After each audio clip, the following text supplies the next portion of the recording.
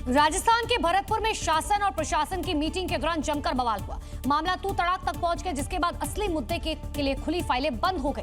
ये तस्वीरें वायरल होने के बाद ईओ पर गाज गिरी। तुमको कैसे निकालने की बोल दी तूने? ये तेवर भरतपुर के बयाना में बैठी एक सरकारी ऑफिसर के हैं और सामने बैठी इलाके की विधायक ऋतु बनावर।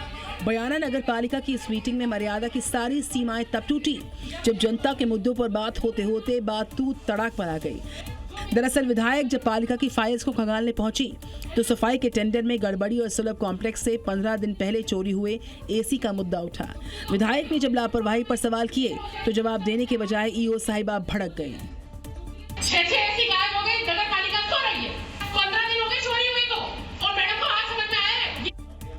मामला तब और बिगड़ा जब मीटिंग के दौरान वहां बैठे लोगों में मौजूद ईओ के भतीजे ने बीच में टोका टाकी शुरू की। विधायक ने अनुशासन का पाठ पढ़ा दिया।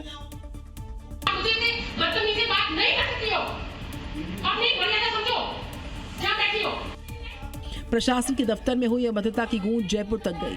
विधायक की शिकायत के बाद ईओ को सस्पेंड कर दिया गया। पश्चिम बंगाल के नए राज्य मंत्री विशाल लामा सुर्खियों में हैं। उन्होंने पदभार संभालने से पहले अपने कमरे का गंगाजल छिड़ककर शुद्धिकरण कराया। दरअसल शिक्षक भर्ती घोटाले में गिरफ्तार पार्थो चैटर्जी का पुराना दफ्तर अब राज्य मंत्री विशाल लामा को आवंटित किया गया है।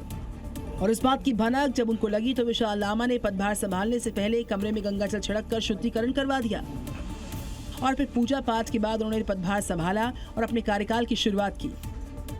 वही पदभार संभालने से पहले कमरे के शुद्धिकरण को लेकर विशाल लामा सुर्खियों में आए। विशाल लामा ने कहा कि किसी भी शुभ कार्य की शुरुआत पूजा के साथ करना परंपरा होती है और विधायक बनने के बाद भी उन्होंने अपने कार्यालय में ऐसा ही किया था। यूपी के चंदौली में पुलिस को सफलता मिली। करोड़ों रुपए की साइबर ठगी करने वाले गैंग का पुलिस ने खुलासा किया। 3 शातिर बदमाशों को गिरफ्तार किया गया। दरअसल फर्जी फाइनेंस कंपनी बनाकर ये सभी शातिर देश भर से करोड़ों की ठगी कर रहे थे, जिसकी पोर्टल पर कई राज्यों से मिली शिकायत के बाद पुलिस ने जांच शुरू की और पहले इनमें से 2 आरोपियों को दबोचा गया और फिर पूछताछ में खुलासा होने के बाद इन शातिरों से जुड़े हुए एक महिला को भी पुलिस ने गिरफ्तार किया। वहीं इस पूरी कार्रवाई के दौरान पुलिस ने छापेमारी में 3 CPU और मॉनिटर, करीब 350 बैंक पासबुक, फर्जी आधार कार्ड, मोबाइल के साथ कई सामान बरामद किए हैं। साथ ही पुलिस ने कार्रवाई के दौरान करीब 1 करोड़ 42 लाख की संदिग्ध धनराशि को होल्ड भी करवाया। 3 कंप्यूटर उपकरण, 350 पासबुक, फर्जी आधार कार्ड और बैंकिंग दस्तावेज सब इसमें रिकवर हुआ है। फिलहाल पुलिस गिरफ्त में आए सभी शातिरों से पूछताछ हो रही है और लोगों से साइबर ठगी से बचने को लेकर अपील की जा रही है।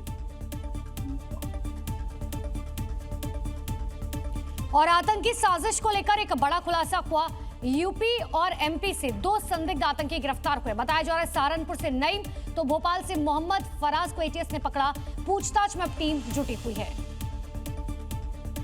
दरअसल एक दिन पहले नईम के एक साथी मोहम्मद फराज को एमपी एटीएस ने गिरफ्तार किया, जिसके बाद फराज की मोबाइल की जांच में नईम का नाम सामने आया और फिर एमपी और यूपी एटीएस ने सहारनपुर में जॉइंट ऑपरेशन चलाया। वहीं जांच में सामने आया कि दोनों देवबंद के एक मदरसे से जुड़े हुए थे, साथ ही देश विरोधी गतिविधियों को अंजाम दे रहे थे। यहाँ तक कि नईम के पाकिस्तानी आतंकी संगठन ISI से संबंध हो गए। वहीं भोपाल से गिरफ्तार किए गए मोहम्मद फराज को कोर्ट में पेश किया गया, जिसके बाद कोर्ट ने आरोपी को 16 जून तक एटीएस रिमांड पर भेज दिया। जानकारी के अनुसार फराज विशेष ट्रेनिंग के लिए अफगानिस्तान जाने की तैयारी में था। वहीं दूसरी तरफ नईम की गिरफ्तारी के वक्त भी आपत्तिजनक सामान बरामद हुआ।